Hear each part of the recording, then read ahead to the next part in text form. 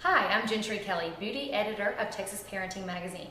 This video is called Cute and Carpool, and it's to show you how to get your makeup on in 8 easy steps that takes 3 to 5 minutes, getting you out of the house quickly. This is step 1 of Cute and Carpool. It is called Tinted Primer, and basically what this product is, it is a combination of SPF 20, primer, and a touch of foundation. So for a woman who doesn't want to look like they have a lot of makeup on, you're going to put sunscreen on anyway, so might as well put your sunscreen on that has a little bit of a tint to it to tone down redness. So you can see as I'm applying this to her skin, it's giving her that really pretty glow that we're all striving for. And I'm giving like a swiping motion to the foundation, and it's giving a veil of color. So step 1 is to swipe to sheer anywhere where your pores are a little bit larger. If you have oilier skin, it's going to be around your nose and the apple of your cheek. You can take the foundation brush and twist to fill in. If you have rosacea, redness, or sun damage, you can go back and grab a little bit more of the product and tap to add. So swiping shears, twisting fills in, and tapping adds. So you're just giving yourself a veil of color. It's not supposed to look flawless. This is your Cute and Carpool, so it's how to get your makeup on really quick.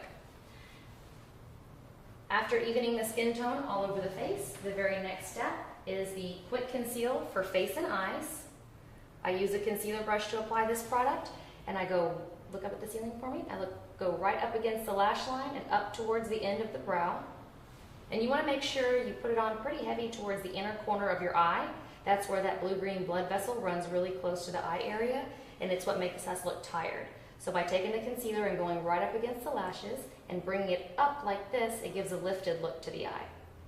You want to bring this down to about the cheekbone area, and then the best tool to use is your finger to make it look like skin. So you do a quick tapping motion like this, and by adding a fingerprint to it, it begins to look more natural, not like brushed on concealer. So you want to make sure when you're putting your concealer on that you're not rubbing it on the eyelid. Concealers typically have oil in them, and if you put products with oil up here on the eyelid, everything is going to crease. So make sure that you're only putting it, again, up against the nose area to hide that deep dark pocket in the eye, right up against the lash line, and winging it up almost towards the end of the brow. Whenever you think you have enough concealer, add a little bit more. You want as much coverage as possible, and when it's looking cakey, you probably have the right amount. But to make it look like skin, tap, tap, tap with your finger. Look up at the ceiling for me, right up against the nose, and blend it out. You want to make sure you don't see a line from the edge of the concealer to the tinted primer, so you just kind of blend it into the face with your finger. To set the makeup, to ensure that it stays on your face and doesn't get all over your hands, your children's clothes, or your cell phone, is you take a powder that matches the décolleté area right through here. And you buff in a circular motion. So this brush that I'm using right now is a kabuki brush, which is a Japanese brush without a handle. Any large head powder brush will work for this. You just want to make sure you buff it into the skin so it doesn't just sit on top of the face. Also canvas the lips. This will reduce any redness around the edge of the lips, so when you put your lipstick or lip gloss on, it looks more flawless and stays on better.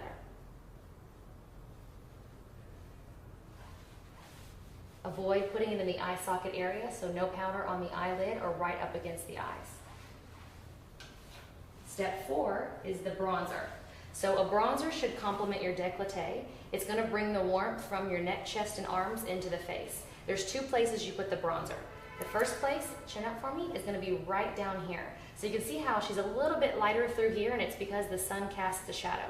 By taking the bronzer and going right up against the jawline and buffing it down to the collarbone, you've created the illusion as if you have a neck lift, and it makes the color consistent from the chest up to the neck.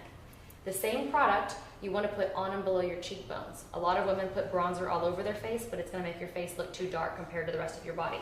You want to focus it from the center of the ear to the corner of the nose, on and below the cheekbone, and up into the temples and into the hairline. And this makes the face look attached to the rest of the body. It all flows together. Anywhere else on your face that you want to draw inward, you can also use the bronzer. So if you have a wide bridge to the nose, you could put the bronzer through here, or a little bit on your chin if you'd like. But make sure you get all the way behind the ear, underneath the jawline, down to the collarbone. For Cute and Carpool, you really don't have to use a blush.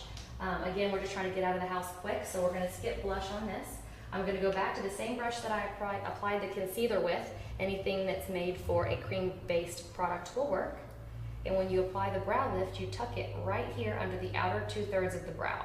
This will conceal any hairs that need to be tweezed and create a really open look underneath the eye, making you look as if you had a brow lift. But most importantly, they're just making you look awake. So you can see the difference between one eye and the next. It just kind of arched her brow by adding a little bit of a highlight. And turn towards me just a little bit. So I'm just applying towards the outer 2/3. If you go all the way across, it'll flatten out your brow. We just want to kind of lift the arch on the outer edge. And then you can use your finger to blend around the corner. The next product is an eyeshadow base, and it's going to canvas the eyelid like the Tinted Primer did for your face. It's going to hide any veins, redness, or dark circle on the eyelids, and you just bring it right up to the edge of that brow lift and make sure that the colors are fused together. You don't want to see lines in between the two. Same thing as your concealer and your primer and the brow lift and the eye base. You want to make sure that it's just a gradient effect from dark to light. And open, and you can see how this brightened her eyes. It took all the redness out of her lid, so you see her pretty green eyes now. Close. You start right here at the lash line and you just kind of bring it up to the crease. Again, your finger is your best tool to make makeup look like skin, so you do a quick little pat. After that, you can just do a touch of mascara. This mascara is a sweat-proof, crease-proof, waterproof mascara. Hold your chin up and look down. You want to start right here at the root and curl the wand as you're pulling upwards. That's going to give a really good separation to your lash so they don't clump together. If you're too quick with it and just add it on the tips, it is going to look clumpy. And look down. So close to the root, lift towards the brow. The inner corner you can pull towards your nose, and that'll give the lashes more of a fanned out look. And the last step, step 8, is the Hibiscus lip gloss. It's a lip gloss and lipstick mixed into one.